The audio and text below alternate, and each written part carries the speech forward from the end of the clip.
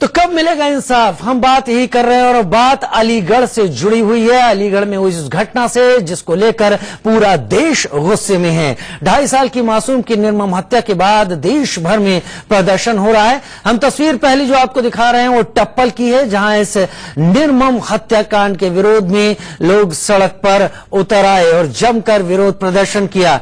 इस दौरान प्रदर्शनकारियों और पुलिस के बीच जमकर झड़प हुई। वहीं प्रयागराज में मुस्लिम समुदाय के लोगों ने हत्याकांड के विरोध में प्रदर्शन किया। इस दौरान प्रदर्शनकारियों ने आरोपियों को सख्त सजा देने की मांग की।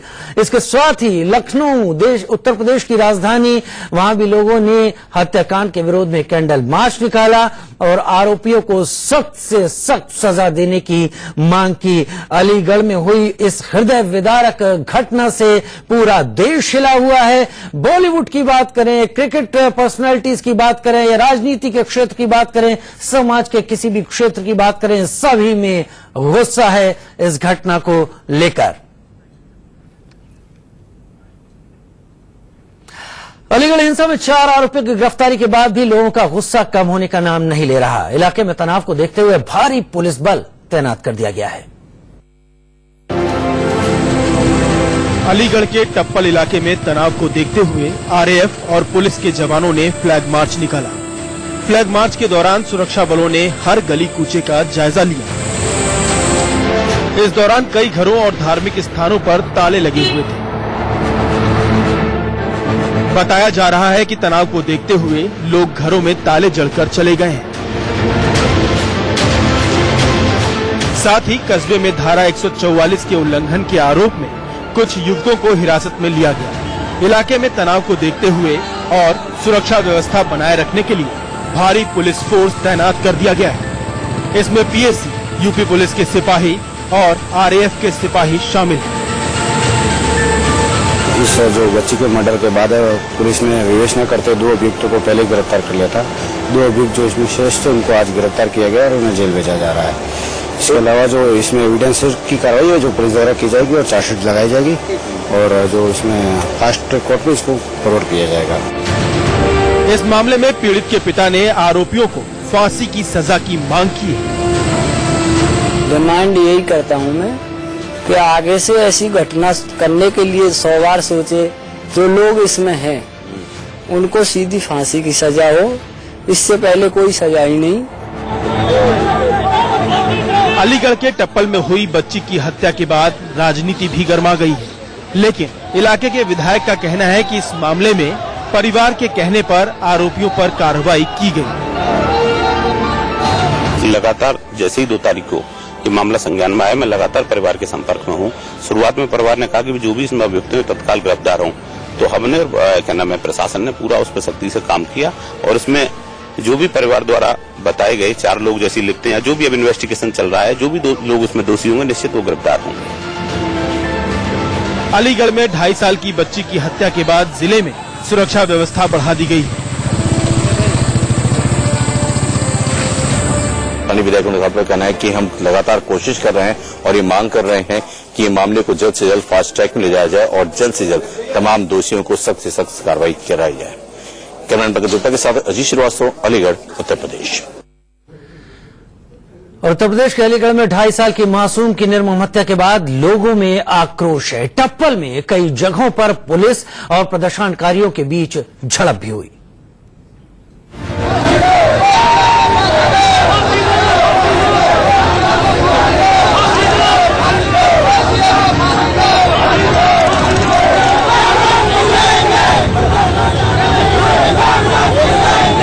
अलीगढ़ के टप्पल में मासूम बच्ची का अपहरण कर उसकी हत्या के बाद लोगों का आक्रोश फूट पड़ा है।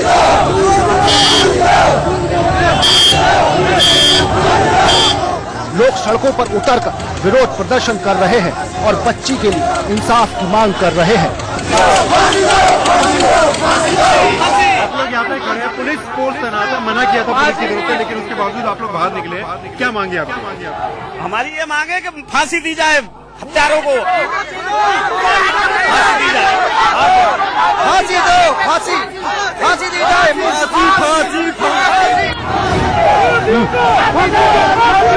प्रदर्शन के दौरान कई जगह पुलिस और प्रदर्शनकारियों में झड़प भी हुई। प्रदर्शनकारियों को काबू में करने के लिए पुलिस को काफी मशक्कत करनी पड़ी।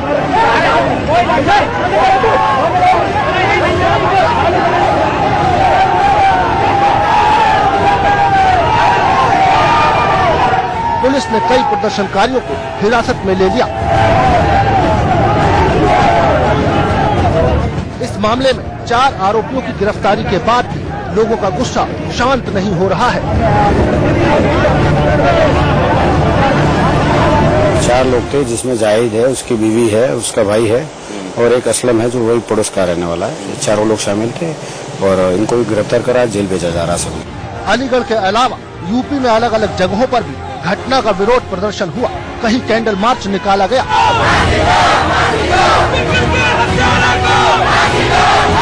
तो कहीं पुतला फूंका गया।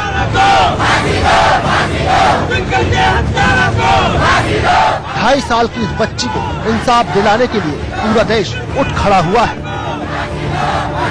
Bureau report, India news.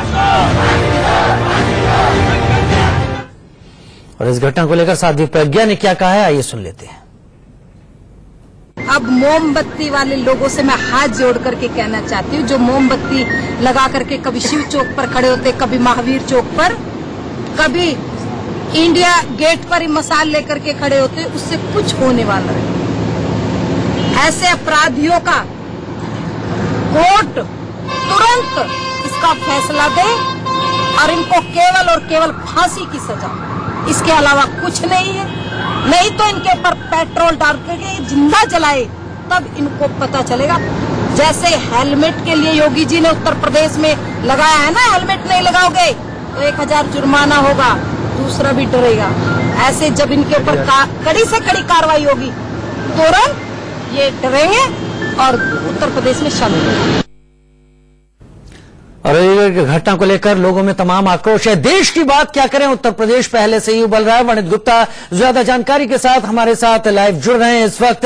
वणित, इस पूरे मसले पर पुलिस ने कार्रवाई की है, 4 आरोपी भी गिरफ्तार हो चुके हैं, लेकिन लोगों का गुस्सा थम नहीं रहा। बात उस छोटी बच्ची की है, उस मासूम बच्ची की है। लोग समझ ही नहीं पा रहे कि उसके साथ इतनी हैवानियत आज का समाज आखिर कर कैसे सकता है।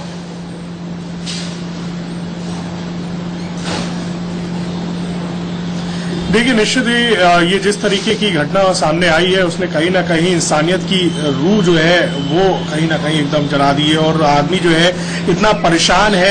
मैं भी जब कहीं जाता हूं या फिर कहीं भी आसपास भी मौजूद रहता हूं तो मैं किसी न किसी के मुंह से ये बात जरूर सुनता हूं इस लड़की के बारे में, उसके परिवार के ऊपर क्या बीत रही है, इसके ऊपर बहुत ज्यादा बात हो रही है। मैं आपको बता दूं, जिस तरीके से एक निर्भया का मामला हुआ था, उसके बाद अब ये वो एक बड़ा मामला हो सकता है जिसकी वजह से लोगों के अंदर बहुत ज्यादा गुस्सा है।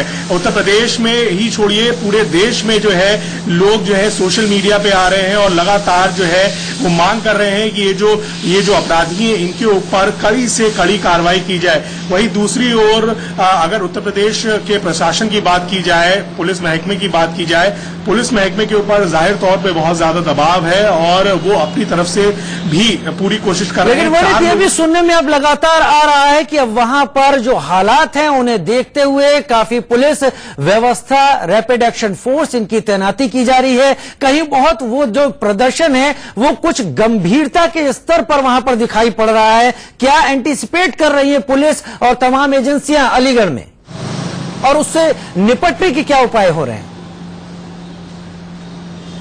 देखिए, आपको मैं आपको बता दूं कि इसके अंदर जो है रैपिड एक्शन फोर्स की कंपनी लगाई गई है, पीएसी बल वहां पे मौजूद है और जो आसपास के जिले हैं वहां से भी लोकल पुलिस की फोर्स जो है वो मंगवाई गई है। आशंका जताई जा रही, लोकल इंटेलिजेंस जो बता रहा है वो ये है कि वहां पे किसी भी हालत, मतलब वहां पे किसी भी तरीके के दंगे जो है वो भड़क सकते हैं। उससे निपटने के लिए पहले से ही प्रिकॉशनरी मेजर जो है वो लिया जा रहा है। कहा जाए डीजीपी खुद पूरे प्रकरण के ऊपर नजर बनाए हुए हैं। वहां पे जिस तरीके की स्थिति है, लगातार रोज रिव्यू मीटिंग्स हो रही हैं जिससे कि ये पता चलता रहे कि वहां पे कैसी स्थिति बनी हुई है। कहा जाए आपको लाइव कहा जाए पूरी स्थिति के ऊपर जायजा जो है वो रखा जा रहा है। और जिस तरीके से साध्वी प्राची ने जो बयान दिए हैं उसमें कहीं ना कहीं एक कहा जाए एक समाज को और एक धर्म के लोगों को एक तरीके से उतावला करने की और उनके ऊपर जिस तरीके से उन्होंने आरोप लगाया, कहीं ना कहीं ये बहुत ही कंट्रोवर्शियल आरोप है। इसके ऊपर भी जो है सरकार को एक्शन लेना चाहिए, क्योंकि वो जिस तरीके से आरोप लगा रही है पूरी कास्ट पूरी कम्युनिटी के ऊपर वो एक आरोप लगा रही है, जो कि कहीं से भी सही नहीं ठहराया जा सकता है। ये देखना होगा कि अब इसके ऊपर भी क्या उत्तर प्रदेश सरकार एक्शन लेती, क्योंकि ऐसे ही भाषणों की वजह से या फिर ऐसे ही वाक्यों की वजह से जो है दंगे भड़कते हैं। और इन तमाम बयानों को थामने की भी जरूरत है। उत्तर प्रदेश पुलिस और प्रशासन को भी अलीगढ़ में जो हालात हैं उन्हें नॉर्मल बनाने के लिए तमाम कदम उठाने की भी जरूरत है। आपसे हम आगे भी आएंगे और तमाम बातें जानने की कोशिश करेंगे, क्या व्यवस्था है और क्या चल रहा है। फिलहाल के लिए बहुत बहुत शुक्रिया वर्णित गुप्ता। बात लोकसभा चुनाव के बाद से पश्चिम बंगाल में हिंसा के दौर की, जो कि अब तक थमने का नाम नहीं ले रहा है। राज्य में कई नेताओं की हत्या हो चुकी है। बीजेपी अब आरोप लगा रही है कि टीएमसी नेताओं ने बशीरहाट के संदेश खली में कार्यकर्ताओं पर हमला किया और बीजेपी के 4 कार्यकर्ताओं की गोली मारकर हत्या कर दी। बीजेपी नेताओं ने यह भी आरोप लगाया कि टीएमसी के नेता और मुख्यमंत्री आतंक में लिप्त हैं। बीजेपी के राष्ट्रीय महासचिव कैलाश विजयवर्गीय ने कहा कि उन्होंने केंद्रीय गृह मंत्री से इस बारे में कहा है और केंद्रीय गृह मंत्री ने रिपोर्ट मांगी है। उन्होंने कहा है कि घटना को लेकर लोगों में काफी गुस्सा भी है। तो पश्चिम बंगाल चुनाव के दौर से लेकर अब तक लगातार हिंसाग्रस्त है, हिंसा में उबल रहा है। लगातार दोनों तरफ से आरोप प्रत्यारोप का दौर जारी है।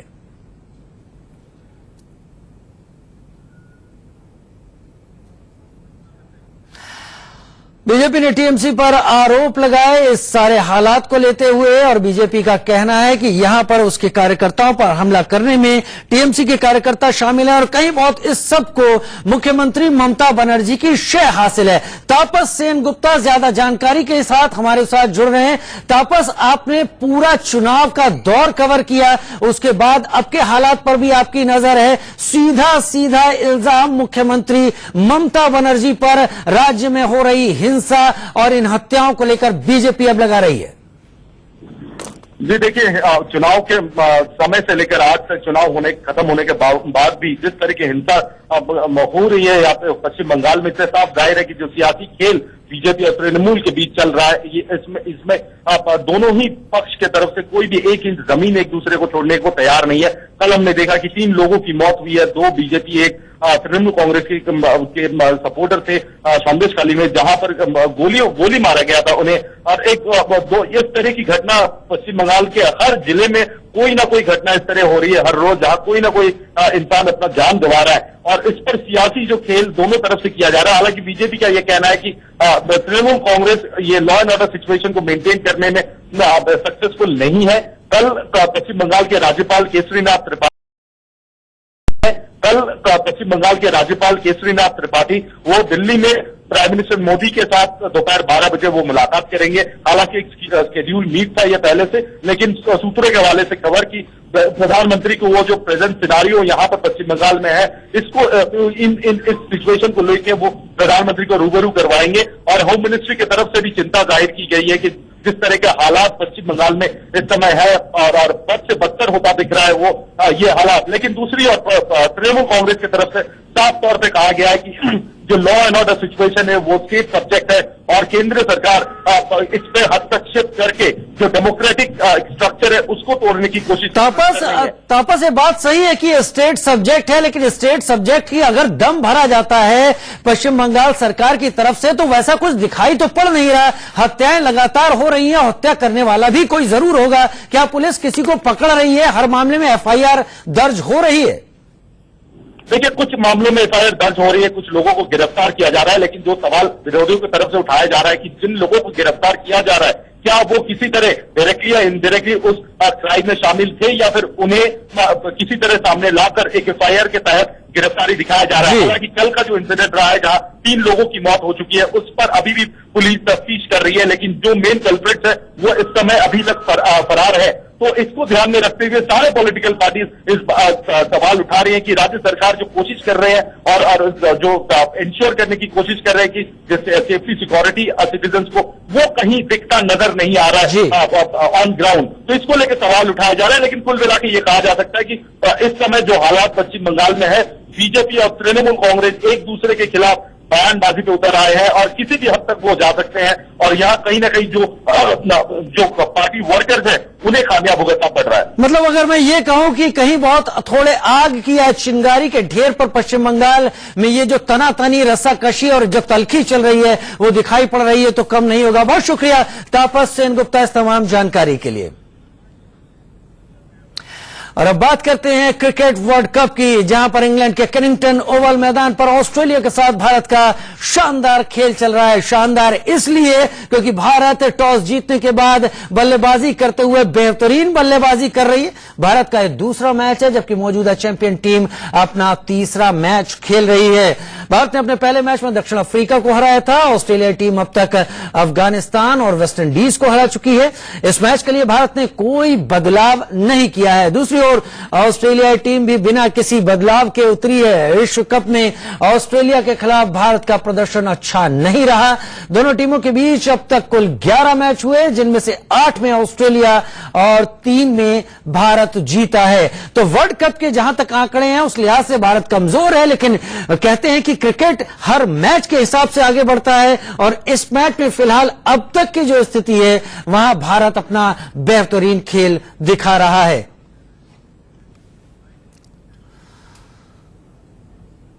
और टीम इंडिया की जीत के लिए पूरे देश में दुआओं का दौर चल रहा है। गोरखपुर की बात करें, बनारस की बात करें, क्रिकेट फैंस ने पूजा पाठ और हवन किया, टीम की जीत के लिए दुआएं मांगी।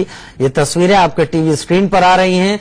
इन सब के दिल में कहीं ना कहीं पूरी टीम के लिए एक मन्नत है, एक कामना है कि टीम मैच खेले और मैच जीते, हर पड़ाव जीते और धीरे धीरे वो अंतिम पड़ाव जो फाइनल मैच का है वो जीते और इस कप को भारत लेकर आए।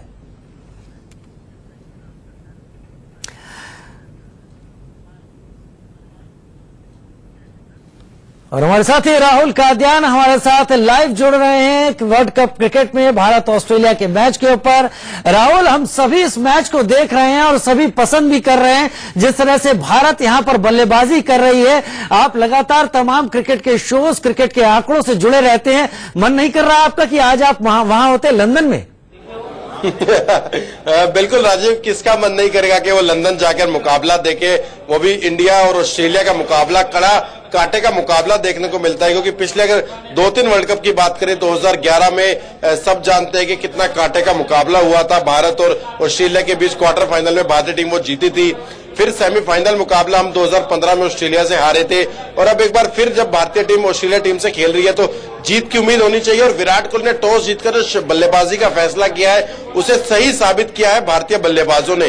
दोनों टॉप ऑर्डर के बल्लेबाज है, रोहित शर्मा, शिखर धवन। हालांकि रोहित 57 रन बनाकर आउट हो गए, लेकिन बावजूद इसके 127 रन की ओपनिंग साझेदारी दोनों के बीच हुई है और शिखर धवन अब बेहद शतक के करीब है, अपने 99 रन बना चुके हैं और 1 रन बाकी है उनके शतक में। और जहां तक भारतीय टीम का सवाल एक बड़े स्कोर की तरफ बढ़ता दिख रहा है। और जहां तक आपने बात की दावल मैदान की, तो पूरा मैदान भारतीय रंग से रंगा हुआ है और वहां पर आप हो या मैं हूं, कोई भी अगर कोई भारतीय अगर मुकाबला देख रहा है तो हर किसी का मन करेगा कि ओवल के मैदान पर जाए और ये मुकाबला लाइव बैठकर मुकाबला देखे। जी हाँ, लाइव इस मुकाबले को देखे, लेकिन टीवी पर भी जोश कम नहीं है राहुल। और जब तक मैं आपसे सवाल पूछ रहा हूं, शिखर बैटिंग पर आ चुके हैं और इस वक्त उम्मीद है आपके जवाब देते देते शायद उनका सैकड़ा पूरा हो जाए। ये बताएंगे इस लंदन के खास मैदान के बारे में जहां पर ये मैच हो रहा है, क्या परिस्थितियां हैं, किस तरह से मैच आगे बढ़ेगा?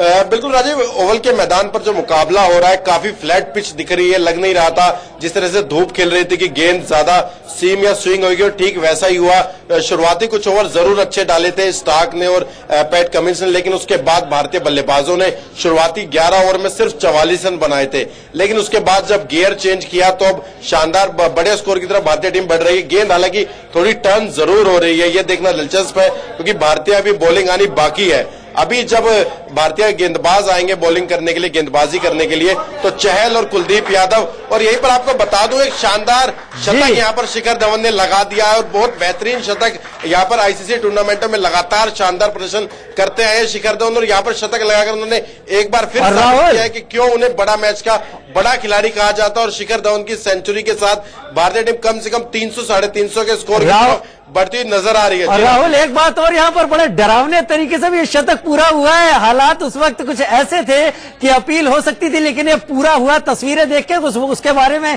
बताएं, जो आप बात अभी बता रहे थे, पूरा करें। बिल्कुल, शिखर धवन ने जिस तरह से बल्लेबाजी की है शानदार, और हालांकि शतक में थोड़ी जल्दबाजी कर गए, लेकिन इतनी जल्दबाजी की जरूरत थी नहीं, क्योंकि अभी बहुत सारे ओवर भारतीय टीम के पास पड़े हुए हैं और शतक लगाने के बाद कितनी बड़ी पारी शिखर धवन खेल सकते हैं ये सब जानते हैं। और अभी विराट कोहली भी मैदान पर, जो त्रिमूर्ति भारतीय टीम की है, रोहित, शिखर और कोहली।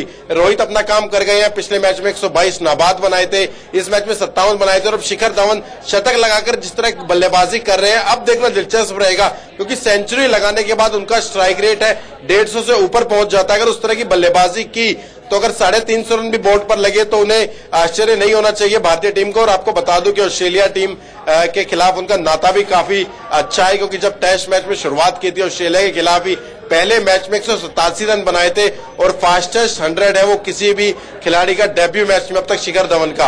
और उसके बाद लगातार वो टीम में बने हुए हैं, और 2013 चैंपियंस ट्रॉफी की बात कीजिए, 2017 चैंपियंस ट्रॉफी की बात कीजिए, जो इंग्लैंड में आईसीसी टूर्नामेंट खेले गए वहां की बात कर रहा हूं, और अब 2019 में जब एक बार फिर इंग्लैंड में आईसीसी टूर्नामेंट हो रहा था, शिखर धवन का पहले मैच में जिस तरह का फॉर्म था उसे देखकर लग रहा था कि कमबैक करना जरूरी है, और कमबैक किया है, अपनी पसंदीदा टीम के खिलाफ कमबैक किया है, और भारतीय टीम को ऐसी स्थिति में पहुंचा दिया जहां से अब लग रहा है कि अच्छा स्कोर भारतीय टीम बनाएगी, और न सिर्फ बनाएगी बल्कि जीत की तरफ आगे बढ़ेगी। जी हाँ राहुल, गब्बर और चीकू तो खेल रहे हैं, माही भी आएंगे तो माही भी बेहतरीन रन बनाएंगे, क्योंकि जिस तरह से पिच खेल रही है उसको देखकर लग रहा है कि ये बैटिंग को बहुत फेवर करे पिच। बहुत शुक्रिया राहुल कादियान इस तमाम जानकारी के लिए। वक्त तो चला है 5 बजे, 5 बड़ी